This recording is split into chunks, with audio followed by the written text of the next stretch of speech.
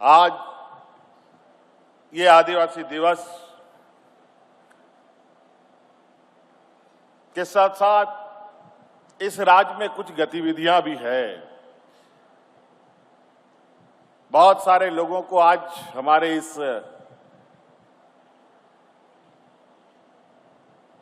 मंच से दिया हुआ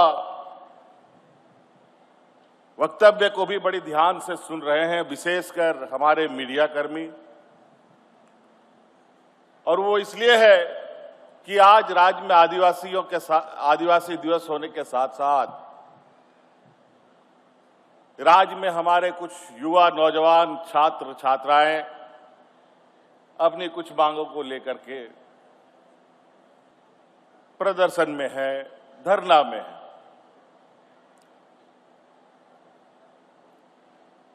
और उनके साथ बिल्कुल खुले तौर पर सरकार उनकी बातों को सुन भी रही है। मैं आप लोगों के माध्यम से बिल्कुल युवा नौजवान छात्र छात्राओं को स्पष्ट रूप से संदेश देना चाहता हूं, जो मैं हमेशा कहता हूं कि इतनी बड़ी व्यवस्था चलती है, लेकिन हमारी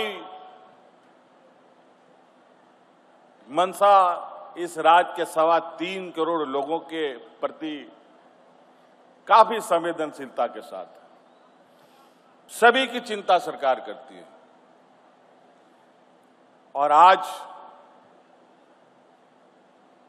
जिस विषय को लेकर के हमारे नौजवान अपने अधिकार के लिए आंदोलन में बैठे, प्रदर्शन में बैठे, वो नौजवान हमारे सरकार के गतिविधियों के वजह से ही वो आगे हिम्मत जुटा पाई है कि आंदोलन करें और हक अधिकार मांगे, क्योंकि हमने चोरी पकड़ ली है और नौजवानों को न्याय भी मिलेगा और जिन्होंने गड़बड़ी की है उनको कठोर से कठोर दंड भी मिलेगा।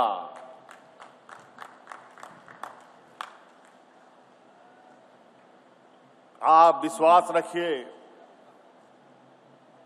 हम इसी मिट्टी में जन्मे और इसी मिट्टी में दफन भी होंगे। और इस विषय को कोई राजनीतिक चश्मे से देखने की आवश्यकता नहीं और राजनीतिक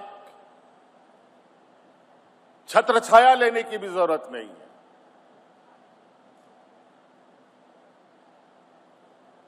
हाँ, ये बात जरूर है, कुछ लोग राजनीतिक महत्वाकांक्षी बड़े पैमाने में पालते हैं और यही महत्वाकांक्षी राजनीतिक दलों के लिए एक रास्ता बनता है जहां युवा पीढ़ी को दिग्भ्रमित करने का। मैं विशेष रूप से नौजवानों से कहूंगा, न हमारी राजनीतिक छत्र छाया की आपको आवश्यकता है, न किसी और राजनीतिक दलों की छत्र छाया की आपको आवश्यकता है। आप छात्र हैं, आपका अधिकार है और आपका अधिकार आपको मिले, आपको न्याय मिले, ये काम करने की जिम्मेवारी सरकार की है, जो पूरा होगा। नहीं तो बहुत अभी युवाओं पर नजर पूरे देश में अलग अलग तरीके से राजनीतिक दलों का है। कैसे नौजवानों को झूठ सच बोल करके दिग्भ्रमित किया जाए,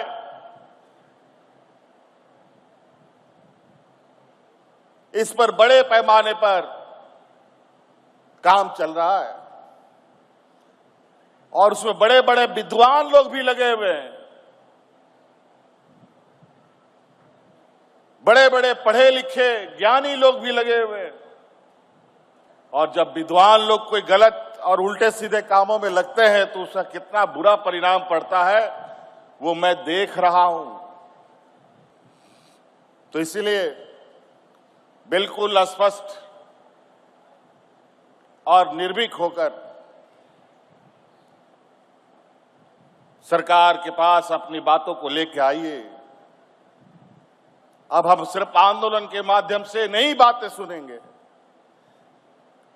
बल्कि घर बैठे जो नौजवान अपनी बात सोचता है उसको भी अपने कानों तक में लाने का हम प्रयास करेंगे।